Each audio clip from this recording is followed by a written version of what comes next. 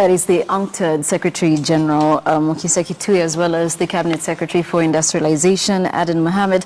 But now, to help put this into perspective for us on how exactly we can generate money from the private sector, we are joined by Patrick Obath, who is a trustee at the KEPSA Foundation, or the Kenya Private Sector Association Foundation. And he also is the former chairman of KEPSA. Thank you so much for joining us. Thank you. Well, how do we even generate money from the private sector if we are going to put that conversation into perspective?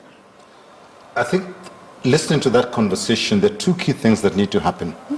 A lot of people look at business as an area that needs to be regulated. And the more you regulate business, the less business can be done. Yeah. And so I think that the thinking should be that you should have less regulations around business, have a lot more self-compliance, and then allow business to grow under that environment. And if that is done, then business has got the latitude to be able to move in different directions.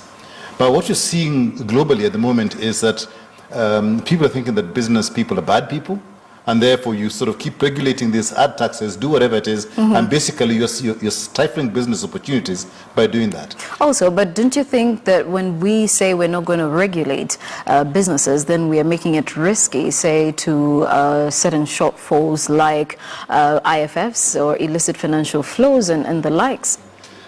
The key thing is we need to actually open up completely.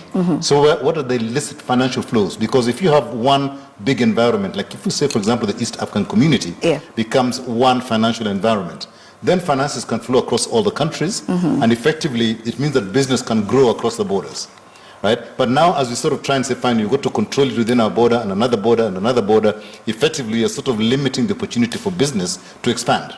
So whilst there are those fears around illicit financial flows and so forth, I think the key thing there is to have businesses that are not regulated, but are sort of looked at in a different way, that they can comply with the requirements that they set themselves and be able to operate in a much bigger environment. All right. There has also been a conversation about Etrade for all, and where we are seeing a number of developed countries that are doing quite very well when it comes to e-commerce. In fact, on Monday, they did launch the e-commerce initiative that made sure that, trade is eased with the less developed countries. But then again, when you look at countries like China, the US, Japan, Germany, the United Kingdom, Brazil, Russia, France, South Korea, and India, that are the top e-commerce countries around the world, we tend to think that maybe these are the same countries that we trade the most with. But then again, we don't seem to be growing when it comes to e-commerce. Kenya might be setting the pace or setting the example for the rest of East Africa, but with the rest of the emerging economies, we're not doing that well. I think the key thing is that those countries grew internally before they grew outwards. And Kenya is slowly growing internally. But unless you grow internally and you have the infrastructure internally to be able to grow yourself, effectively to link into the rest of the world and expect to grow at the same pace is unrealistic. So effectively, Kenya has got to become very digitally connected as a country, be able to trade digitally across the whole country. And that therefore means that anybody wanting to do business with any part of the world is much easier through e-commerce. All right. Let's talk about open borders. A lot has been said about how open borders will be able to improve trade. But have we really realized the value in open borders? Is there maybe gains that are there gains that we might be overlooking in this whole thing? I think open borders has the problem of culture. The culture that we've all come from is basically that we need to protect our investments in our country, and therefore you need to put barriers against people coming in to invest here, otherwise they'll take over all the business that we have. Yet, if you say, for example, look at East Africa, and look at the strengths of the different countries, why doesn't each country basically exploit its strength and use that to service the neighboring country? A simplistic example is Uganda is known very well for bananas, right? And Tanzania is known for other crops. Kenya is known for other crops. Yet we are all trying to become agricultural giants with having a multiplicity of crops.